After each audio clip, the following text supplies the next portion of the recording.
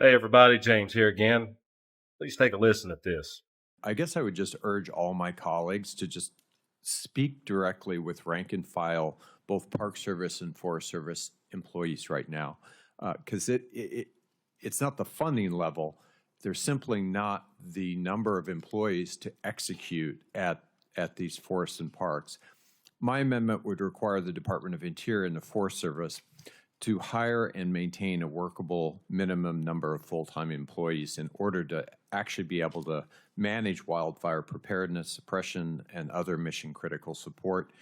While I appreciate Senator Heinrich's concern for the staffing levels at the Park Service and Forest Service, here are some other facts to consider. I've worked for the Park Service since 1998. I've seen a steady decline in funding and staffing levels since that time. Roads, bridges, trails, historical structures, sewer systems, water systems, it's all deteriorating. Since the 90s, the Park Service has not made really any major improvements, especially at my park, in critical infrastructure, mainly sewer and water systems, stuff that, people rely on for public safety. Our ranger staff, law enforcement ranger staff, is down to, just a few rangers per district in my park. It's getting pretty dire, folks. So I disagree with Senator Heinrich's assertion that there's no funding issue. There is a funding issue at both the Forest Service and Park Service. We're critically underfunded and we're critically understaffed.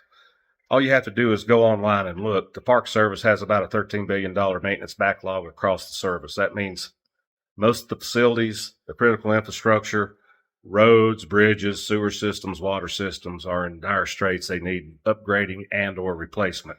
They're at their end of their lifespan. If you think about it, the Park Service has been around over 100 years and the Forest Service has been around that long too. And a lot of these facilities, some of them have been upgraded over the years, but the last big significant improvement was probably the 1970s when a lot of these facilities were replaced or built. I know some were built in the 80s as well, but there's been no significant increase or expansion of those types of facilities for people to utilize and enjoy since that time. What the Trump administration is doing, they're wanting to close what's left. They want to keep defunding the Forest Service and Park Service. They want to privatize it and hand it over to corporate interests so they can profit off of it. I urge all Americans, call your congressmen, call your senators, tell them to properly fund our national forests and national parks. Tell them to improve them and expand them because we need more public land, not less. We need to upgrade our public facilities in our national parks and national forests so future generations can enjoy them. That's what they're there for, the people.